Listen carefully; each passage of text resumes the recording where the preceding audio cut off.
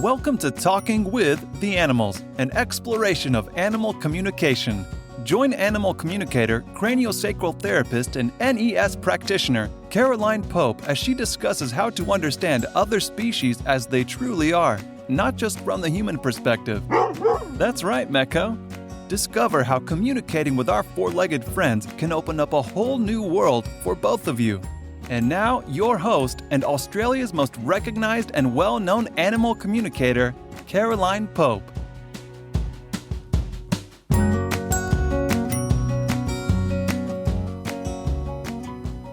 Hello and welcome to another episode of Talking with the Animals. I'm your host, Caroline Pope. Thank you for joining me. Now today it's basically the first of a two-part rant. You'll have to wait until early June for the second and most important part, simply for legal reasons. But today we're going to be talking about the need for people to speak up, because people basically don't. The old burying the head in the sand, or I don't want to rock the boat, etc., etc. I understand that it's a common human behaviour, and hell, we've all done it from time to time. But when an animal's welfare is at stake, I'm sorry, but there's no excuse. Now, speaking up can be hell. I'm the first to say so. You don't always get listened to, you can be ignored, you can be deliberately blocked, you can potentially have legal action taken against you. However, that does not negate the need for you to do so. For example, one of my clients had a dog, and basically the father was playing football with this dog. And he was doing it in order to get at his wife and kid, because that's just, how men do, not. So the wife would not speak up against the husband. The RSPCA had been mentioned, so he conveniently then did it inside where people couldn't see, as opposed to outside where the neighbours' TV managed to pick it up, and the neighbours were filming it.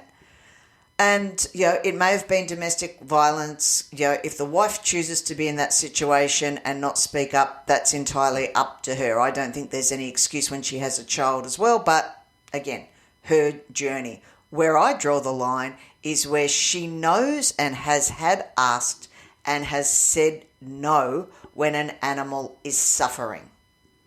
Now, fortunately, and absolute hats off to this young man. He's no more than 10. And he followed the RSPCA inspector out when his mother wasn't looking and told him what was really going on, which was basically the dad was playing football with the dog. The dog was then seized. I really admire this young boy. He knew he was going to pay for it, but he loved his dog enough that he wanted better things for it. Now, surprisingly, the dog's got the most amazing temperament. Always happens to nice dogs, doesn't it? He has got a few health problems as a result of the treatment that he's endured, but he's got a wonderful, loving home, not that far from where he originally came from, and unofficially, the young child can now see him on his way to school, but you haven't heard that. Now, if this child had not spoken up, I have absolutely no doubt, because I was called into it, that the father would have killed this dog. So, and yet Nothing to See Move Along was the easiest avenue for someone to go down. To me, that is inexcusable. It's the same as people going away. One person I knew, their dog died of bloat because they went away for 7 days. So what did he do? He left 7 bowls of dry food in the yard. I'm not kidding. Of course, the dog ate it all, had a big drink, had bloat and died. Now, none of the family were prepared to speak up. They knew what was going to happen, but it was much, much easier. And these I might add, these people really profess to love this dog and they do anything for it. 3 of them told me in separate conversations that they knew what was going to happen and they weren't happy. But none of them would speak up, none of them would alert authorities, none of them would do anything because they didn't want to upset the rest of the family. So, I mean, what do you do, really? I also had a cat. It was a really sad situation. The cat was part of a family split, and as is often the case with children, animals are always, or very often, used as emotional blackmail in the same way. Apparently now in America there's quite a few court cases about who gets custody of the pet. So it's really not that different here. I don't know of too many court cases, but, I haven't been to the family court recently either. There's every chance that it may well be the case. Now, this cat wound up at 15 living outside within a freezing cold garage, locked in the garage 24/7 with no human contact. Now, people knew about this, but again, they weren't prepared to speak up in court because they didn't want to upset family dynamics. Because this actually was brought up as part of the settlement. The cat was actually included theoretically as part of the settlement. Now, lots of family members knew about this. They all told me how terrible they felt, how upset they were. This poor cat who's been in pain, and he'd actually been hit by a car years ago, and had a pretty smashed up pelvis and lots of arthritic changes as a result. This cat is now living in Melbourne in a freezing cold garage. He'd been a big part of the family, lots of human interaction. He's now, or was now, in a garage with no human interaction, no heating, no cooling, and everyone who professed to love this cat so very, very much chose to do nothing because they didn't want to upset family members. Now, I'm sorry, that's inexcusable. Speak up, go in, get the cat, or alert authorities. Make life very, very difficult for people, because people like that, quite frankly, I just would have broken into the garage. But that's just me, and I'm not necessarily advocating breaking and entering.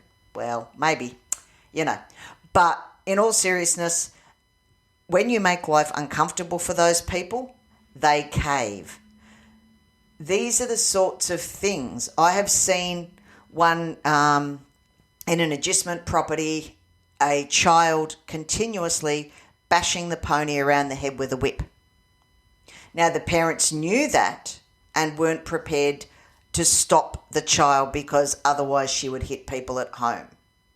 And when I told the parents what was going on, they said, "Oh, we know. We don't like it, but it's because it's a bad pony. If it wasn't a bad pony, she wouldn't hit it." When I pointed out the fact that perhaps I should hit the child over the face with a whip, they said, "Oh, no, that's assault." My response was, "What's the difference between hitting a kid over the face or a horse over the face with a horsewhip? Neither of it should happen." "Oh, yes, but otherwise she gets angry and takes out her frustrations at home." So what you're telling me is you're happy for this poor pony to be a punching bag because you're not parenting properly. "Oh, no, that's not the case." "Really? Well, perhaps you'd like to explain to me exactly what's going on then, because that's the way it appears." Oh. Now, there were quite a few people at this agistment property that saw what happened on a regular basis. This was a big agistment property. But it's much, much easier for everybody to turn around and go, "Not my pony, not my problem," than step in and do something. I ultimately got that pony taken off the child, basically by threatening the parents with all sorts of fairly unspeakable things that would happen if they didn't. So they decided it was much easier to not deal with me and not have a pony than deal with me and the potential ramifications. There is no excuse for hitting a horse over the head with a whip, ever, let alone allowing a child to do it regularly. And yet I would say, now very conservatively, there were over 30 people at that agistment property that had seen that happen. And I'm not talking just once or twice. I am talking very regularly, at least 15 or 20 times in a month. And yet nobody was prepared to step up and speak out. Your animals are your responsibility. As a society, we have a responsibility not only to our fellow humans, but also to our animals. I can't remember who said how we treat animals is basically showing how our society is. Quite frankly, at the moment, I would say our society has a very long way to go. So next time you see something you're not comfortable with, don't look away. Don't say it's someone else's problem.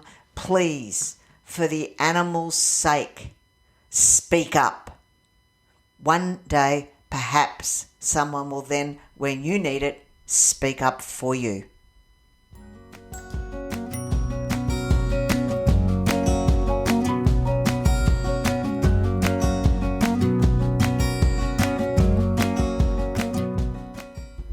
Thank you for listening to this episode of Talking with the Animals. As always, don't forget to like and subscribe. I'd love it if you left a review.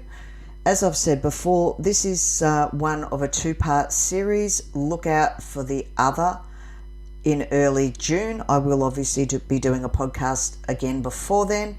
Apologies for this one being late, Mother's Day, and we all know how busy life can get. As always, remember, if you've got a topic you want covered, I'd love to hear from you. Drop me a line. And until next time, remember to protect and talk with the animals. Thank you for listening to Talking with the Animals. To learn more about Caroline and the services she provides, visit caroline-pope.com. You can also find her on Facebook at Caroline Pope Animal Communicator, CST, and NES Therapy. Are you ready to change the way you see your world and the animals in it? Well, we know his answer. Don't forget to subscribe, and see you next time.